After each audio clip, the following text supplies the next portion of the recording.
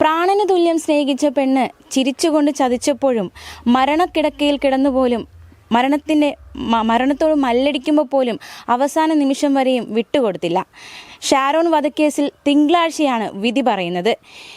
ചിരിച്ചുകൊണ്ട് ചതിച്ച ചെകുത്താന്റെ മനസ്സുള്ള പ്രതി ഗ്രീഷ്മയ്ക്ക് എന്ത് ശിക്ഷ കിട്ടുമെന്നാണ് കേരളക്കര ഉറ്റുനോക്കുന്നത്. ഷാരോൺ വധക്കേസ് ആർക്കും മറക്കാനാകില്ല. എത്രമാത്രം ക്രൂരത ഒരു പെണ്ണിന് ചെയ്യാൻ കഴിയും എന്നതിൻ്റെ ഏറ്റവും ഉദാഹരണമായി മാറിയ സംഭവമാണ് ഷാരോൺ വധക്കേസ്. 11 ദിവസത്തോളം വേദന തിന്ന് ആശുപത്രിയിൽ കിടക്കുമ്പോഴും ഷാരോൺ ഗ്രീഷ്മയെ സംരക്ഷിച്ചിരുന്നു. പക്ഷേ ഒടുവിൽ മരണത്തിന് കീഴടങ്ങി. അതിനുശേഷം നടന്ന സംഭവ വികാസങ്ങൾ നമുക്കറിയാം. നമ്മളിപ്പോൾ നിൽക്കുന്നത് ഷാരോണിൻ്റെ ഈ കല്ലറയ്ക്ക് സമീപമാണ്. തീർച്ചയായിട്ടും കേരളത്തിന് ഒന്നാകെ ഒരു നീറുന്ന അല്ലെങ്കിൽ നോവാകുന്ന ഒരു കാഴ്ചയാണിത്. ഇന്ന് പ്രോസിക്യൂഷൻ വലിയ രീതിയിലുള്ള വാദങ്ങൾ ഗ്രീഷ്മയ്ക്കെതിരെ ഉന്നയിച്ചത്. ഒരു ചെറുപ്പക്കാരന്റെ സ്വപ്നങ്ങൾ തകർത്തു.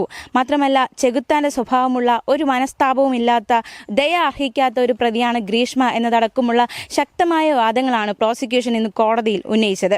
ശിക്ഷ ഇളവ് ആവശ്യപ്പെട്ടു. പ്രായം കണക്കിലെടുക്കണം, തനിക്കിനിയും പഠിക്കണം എന്നതടക്കമുള്ള ആവശ്യങ്ങളാണ് പ്രതി ഇന്ന് കോടതിയിൽ ആവശ്യപ്പെട്ടത്. പക്ഷേ എന്താകും വിധി എന്നാണ് ഇനി കേരളക്കര ഉറ്റുനോക്കുന്നത്. 11 ദിവസത്തോളം ഷാരോൺ അനുഭവിച്ച അല്ലെങ്കിൽ ഷാരോൺ നേരിട്ട ആ ഒരു ദയനീയമായ അവസ്ഥ എന്താണ് എന്നതടക്കമുള്ള കാര്യങ്ങൾ ഡോക്ടർമാരുടെ മൊഴിയിലുണ്ട്.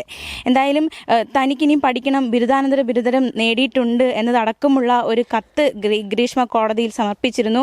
അവസാന നിമിഷവും അല്ലെങ്കിൽ ഈ ഒരു അന്തിമവാദം ഇന്ന് പൂർത്തിയാകുമ്പോഴും തനിക്ക് രക്ഷപ്പെടാനുള്ള മാർഗങ്ങൾ ഗ്രീഷ്മ ഇന്ന് കോടതിയിൽ ആ ഒരു മാർഗങ്ങൾ അവലംബിച്ചിരുന്നു. പക്ഷേ എന്താണ് ഇനി വിധി എന്നതാണ് ഏവരും ഉറ്റുനോക്കുന്നത്. എന്തായാലും ഈ ഒരു പ്രായത്തിൻ്റെ ഇളവ് വെച്ച് ശിക്ഷയിൽ പരമാവധി ഇളവ് അനുവദിക്കുമോ എന്നതൊരു ചോദ്യചിഹ്നമായി തന്നെ മാറിയിരിക്കുകയാണ്. അത്തരത്തിലൊരു നീക്കം ഉണ്ടാകില്ല എന്ന് തന്നെയാണ് നമുക്ക് വക്കീലിനോട് സംസാരിച്ചപ്പോൾ മനസ്സിലാക്കാൻ സാധിച്ചത്. അത്തരത്തിലൊരു ഇത്രയും പഠിത്തമുള്ള അല്ലെങ്കിൽ ഇത്രയും വിദ്യാഭ്യാസമുള്ള ഒരു പ്രതി അത് ദുരുപയോഗം ചെയ്യുന്ന ഒരു കാഴ്ചയാണ് ഈ സംഭവത്തിൽ ഉണ്ടായിട്ടുള്ളത്. അതുകൊണ്ട് തന്നെ തീർച്ചയായിട്ടും അത്തരത്തിൽ ഒരു ഇളവ് ഗ്രീഷ്മയ്ക്ക് അനുവദിച്ചുകൂടാ എന്നതും ഇവിടെ ശ്രദ്ധേയം തന്നെയാണ്. എന്തായാലും ഷാരോൺ വധക്കേസ് നമുക്ക് നാൾ വഴികൾ ഒന്ന് നോക്കാം. അതായത് ഷാരോണും ഗ്രീഷ്മയും പ്രണയത്തിലായിരുന്നു. പക്ഷേ ഇതിനിടയിൽ ഗ്രീഷ്മയ്ക്ക് മറ്റൊരു വിവാഹം ഉറപ്പിക്കുന്നു, ഒരു സൈനികനുമായിട്ടുള്ള വിവാഹം ഉറപ്പിക്കുന്നു. അപ്പോൾ തീർച്ചയായിട്ടും അന്ന് ജോലി അല്ലെങ്കിൽ വിദ്യാഭ്യാസം മാത്രം ചെയ്യുന്ന ഈ ഷാരോണിനെ ഒഴിവാക്കാൻ ഗ്രീഷ്മ ശ്രമിക്കുന്നു. ഒഴിവാക്കാനായി ഗ്രീഷ്മ അവലംബിച്ച മാർഗങ്ങളാണ് പിന്നീട് വളരെയധികം ഇത് കുറ്റകൃത്യത്തിലേക്ക് നയിക്കപ്പെട്ടത്. അതായത് വീട്ടിലേക്ക് വിളിച്ചു വരുത്തുന്നു. അതായത് ഈ ഒരു ലൈംഗികപരമായിട്ടുള്ള കാര്യങ്ങൾ സംസാരിച്ചു കൊണ്ടായിരുന്നു ഗ്രീഷ്മ ഷാരോണിനെ തൻ്റെ വീട്ടിലേക്ക് ക്ഷണിച്ചു വരുത്തുന്നത്. അതിനുശേഷം അവിടെ വെച്ച് കീടനാശിനി, ഈ ഒരു പാനീയത്തിൽ കീടനാശിനി കലക്കി നൽകുന്നു. ഈ കീടനാശിനി കഴിച്ച് ഷാരോൺ തൻ്റെ സുഹൃത്തിനൊപ്പം ആ വീട്ടിൽ നിന്ന് ഇറങ്ങുന്നു. വഴിനീളെ ഷാരോൺ ഛർദ്ദിക്കുന്നു. മാത്രമല്ല പിന്നീട് ഹോസ്പിറ്റലിൽ ഈ ഒരു ചികിത്സ തേടുന്നു.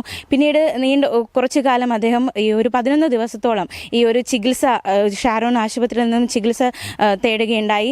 ഈ 11 ദിവസവും അതായത് തനിക്ക് എന്താണ് അല്ലെങ്കിൽ താൻ എങ്ങനെയാണ് ഈ ഒരു അവസ്ഥയിലായത് എന്ന കാര്യമൊന്നും ഷാരോൺ പുറത്തു പറഞ്ഞിരുന്നില്ല. പക്ഷേ മരണത്തോട് മല്ലടിക്കുമ്പോഴും അവസാന നിമിഷം മാത്രമാണ് ഗ്രീഷ്മ തനിക്കൊരു പാനീയം നൽകിയിട്ടുണ്ട്, ഈ ജ്യൂസ് ചാലഞ്ച്, അതുപോലെ തന്നെ ഇത്തരത്തിലൊരു കഷായം നൽകിയിട്ടുണ്ട് എന്നതടക്കമുള്ള കാര്യങ്ങൾ ഷാരോൺ വെളിപ്പെടുത്തുന്നത്. തീർച്ചയായിട്ടും ആ ഒരു നിമിഷം പോലും, അതായത് മരണത്തോട് മല്ലടിക്കുമ്പോൾ പോലും ഷാരോൺ ഒരിക്കലും, നമുക്ക് വീട്ടുകാരോട് നമ്മൾ സംസാരിച്ചപ്പോൾ മനസ്സിലായത് ഷാരോൺ ആ ഒരു നിമിഷത്തിൽ പോലും ഗ്രീഷ്മ ഇങ്ങനെ ചെയ്യുമെന്ന് വിചാരിക്കുന്നില്ല.